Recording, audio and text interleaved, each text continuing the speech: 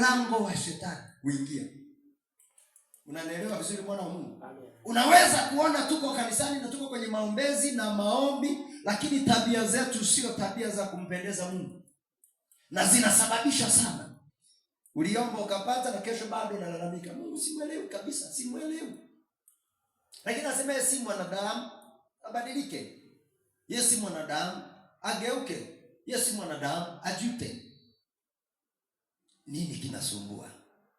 Sasa hatuna muda wa kuambia Bwana, hebu katengeneze tabia yako ikae vizuri. Inawezekana uzini, inawezekana, lakini kuna tabia ambayo inamuondoa Mungu. Unanielewa vizuri?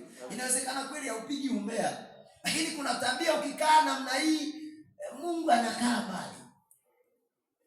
Jamani, haleluya. So tabia yako, vitendo vyako, tunataka kuona hali ya tabia yako. Na moja kati ya vitu ambavyo tunakumbuka kutakasa, lakini tunatakasa dhambi, lakini hatukumbuki kutakasa tabia. Unanielewa vizuri? Kwa sababu tabia ni kitu cha asili. Haleluya. Kama ambavyo mwanadamu anazaliwa na dhambi ya asili ya kutoka kwa Adam, ndivyo ambavyo anakuja pia na tabia za kutoka kwa Adam. Tabia za asili. Ndio maana anasema mwanadamu mwenye tabia ya asili hawezi kupokea mambo ya Mungu. Sasa unaweza kuona uponyaji na tabia yako ni vitu viwili tofauti. Kwa sababu uponyaji unakuja, unataka utafsiriwe kwa tabia ya kiroho. Baraka inakuja, nataka itafsiriwe kwa tabia ya kiroho. Lakini wewe kwa sababu upo kwenye tabia ya asili, ile tabia ya asili inakuzuilia kupokea mambo ya roho. Haleluya.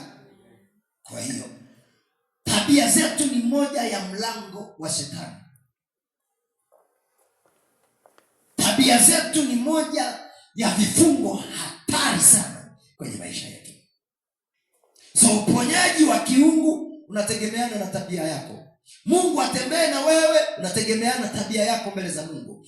Mungu akuamini kukukabidhi vitu vingi, inategemeana tabia yako. So anza kuombea na kurekebisha tabia zako ili Mungu ajifunue kwenye maisha yako. Anza kubadilika kwenye tabia yako ili Mungu aanze kuzungumza na wewe.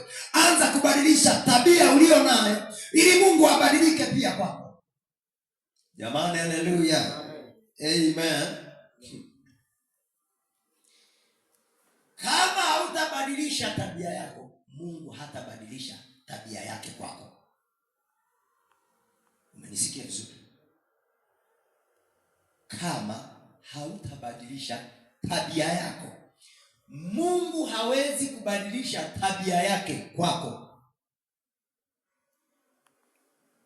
Mnanielewa vizuri wana wa Mungu? Jamani, haleluya.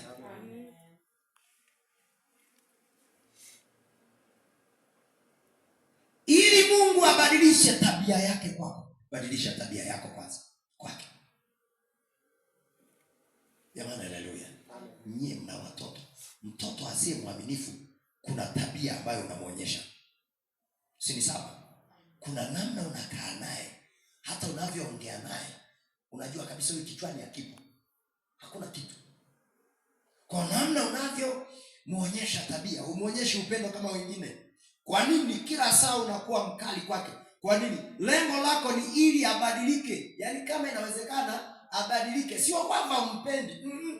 Kuna tabia uwezi ukamuonyesha kwa sababu unajua nikimuonyesha tabia za upendo akinikaribia atanipiga. Unanisikia vizuri? Kwa kila wakati mnakaa ni simba na chui. Kila wakati ni uongee naye kwa utaratibu, unaongea naye kwa kumkoromea. Kwa nini? Unajua kabisa huyu tabia yake sio nzuri. Jamani, haleluya. Kuna mtoto chumbani humruhusu kuingia.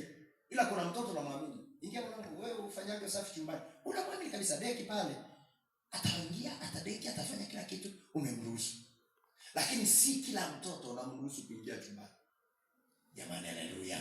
Haleluya. Moja kati ya vitu ambavyo vimetusababishia matatizo mengi ni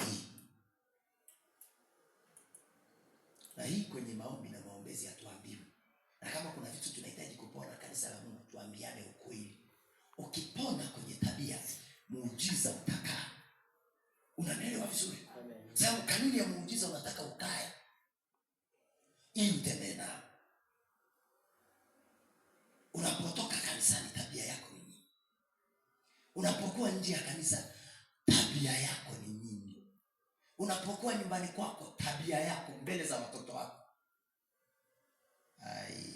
Bwana Yesu asifiwe. Amen.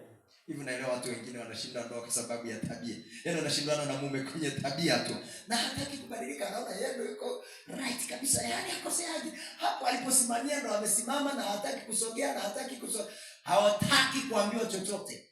Mimi msimamo wangu bwana. Haelewi kinachompa kusimama pale ni tabia. Jamani, haleluya. So tukiamua kubadilisha tabia zetu, Mungu atabadilisha tabia zake kwetu. Tukiamua kuombea tabia, Mungu anajua kabisa huyu mwanangu kweli ameombewa na ametabiriwa. Lakini sasa akitoka nje ya kanisa tu muujiza haupo. Umeshapeperuka. Ameshakuja adui ameondoa. Jamani, haleluya. Unajua moja kati ya laana za Kiafrika ni tabia. Umenisikia vizuri? Amen. Nuhu alikuwa na watoto wangapi? 4 kama si 3.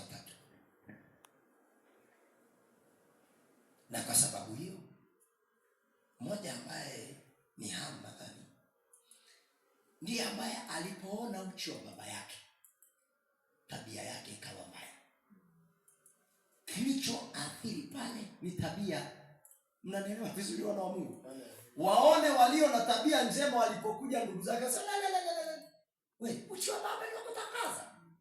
Kwanza tutaki kuona alivolala na kulewa, wacha tuendage kinyume nyume. Hapa tunajua hapa ndo amelala. Funika alafu tugeuke sasa ndo tumbebe. Lakini jamaa ametoka, ungeweza kumuuliza wewe ni mlevi, umechanganyikiwa. Alianza njoeni muone